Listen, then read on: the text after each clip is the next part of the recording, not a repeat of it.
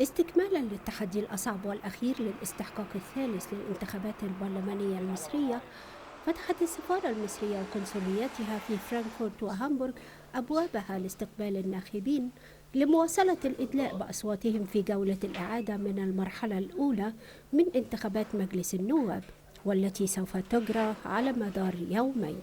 والله أنا جيت عشان أساند النظام الجديد واستقرار البلد والواحد مبسوط يعني اللي بيحصل عشان برضه التزام الناس وبتاع والهدوء يرجع للبلد بإذن الله. لان الناس دي تنزل عشان تختار اللي يمثلها. لو ما نزلوش يبقى صوتهم هيروح لمين؟ صوتهم هيروح للي هو ضدهم. يبقى افضل حتى يكون عمل وطني انه يختار اللي يمثله في مصر. دور الإعلام كان بسيط في شرح المرشحين دورهم إيه أو برنامجهم إيه. يمكن ده اللي كان سبب في ضعف في الانتخابات إن هم أو يقبلوا إن هم السفارة. واغلب الناس المرشحين احنا هنا في المانيا ما نعرفهمش كويس.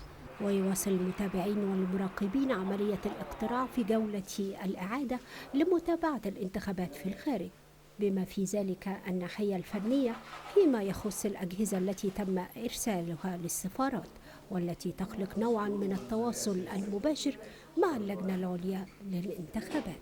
تواصلت مع اللجنة العليا للانتخابات في القاهرة مباشرة عبر البث المباشر، وأبلغتهم ببدء عملية الاقتراع في تمام 9 صباحا.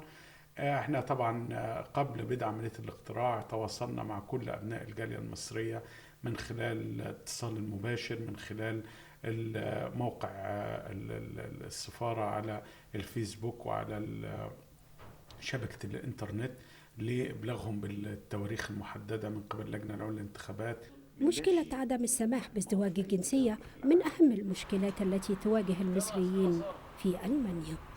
بالنسبة للإخوة المصريين اللي هم تنازلوا عن الجنسية المصرية للاحتفاظ بالجنسية الألمانية، ده موضوع طبعا مهم جدا ومحتاج تعديل تشريعي. يعني التشريعات الحالية تتيح استرداد الجنسية المصرية التي يتم التنازل عنها خلال فترة عام.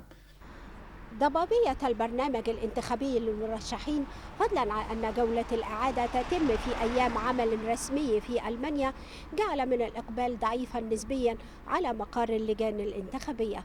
هذا فضلا عن أن عدد ليس بقليل من المصريين الذين يحملون الجنسية الألمانية لا يسمح لهم بازدواج الجنسية أو حمل الهوية المصرية حسب القوانين الألمانية. إيمان البكري، التلفزيون المصري، برلين. ضبابية البرنامج الانتخابي للمرشحين، فضلا عن أن جولة الإعادة تتم في أيام عمل رسمي في ألمانيا، أدت إلى ضعف الإقبال على اللجان الانتخابية. هذا فضلا على أن عدد ليس بقليل من المصريين ممن يحملون الجنسية الألمانية لا يسمح لهم بازدواج الجنسية أو حمل الهوية المصرية على الأراضي الألمانية طبقا للقانون الألماني. من أمام السفارة المصرية، إيمان البكري، قناة النيل، برلين.